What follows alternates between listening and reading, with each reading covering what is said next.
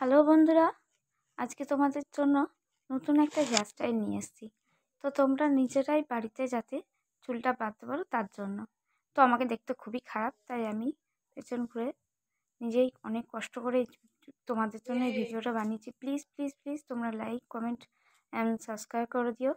আর এই খোপাটা তোমরা যে কোনো বিয়েবাড়িতেও বেঁধে যেতে পারবে।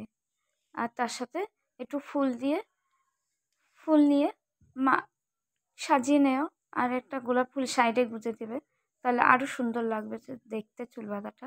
আর সামনে একটুখানি লস বার করে ওটাকে কার্লি করে নেবে, তাহলে আরোই সুন্দর হবে। তোমাদের আর কাউকে বলতেই লাগবে না যে চুল বেঁধে দেওয়ার জন্য। তো প্রথমে সামনের দিকে একটু অংশ নিয়ে ভালো করে হাতের সাহায্যে পেঁচিয়ে একটা খোপা করে নেব। খোপা করার পর একটা ক্লিপ দিয়ে ভালো করে এঁটে নেব যাতে খুলে না যায়। আর তারপর হাতের সাহায্যে দেখে নেব সাইডে কোনো চুল বেরিয়ে আছে কিনা, যাতে দেখতে বাজে না লাগে বা সুন্দর লাগে চুলটাকে দেখতে।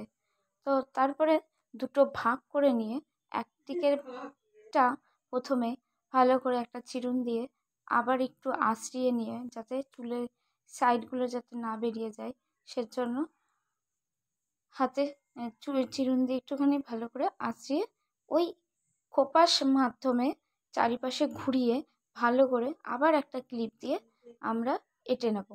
তারপরে আবার যেটা অর্ধেক যেটুকু রয়েছে সেই চুলটুকু আবার আমরা ওই একইভাবে চুল ভালো করে চিরুন দিয়ে ভালো করে আঁচড়িয়ে তারপরে আবার একইভাবে পেঁচিয়ে আমরা সুন্দর করে ক্লিপ দিয়ে এঁটে নেব। তারপরে এই চুল বাঁধাটার নাম হচ্ছে টপ নট।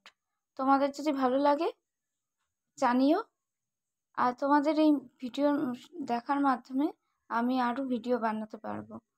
থ্যাংক ইউ, খুব ভালো।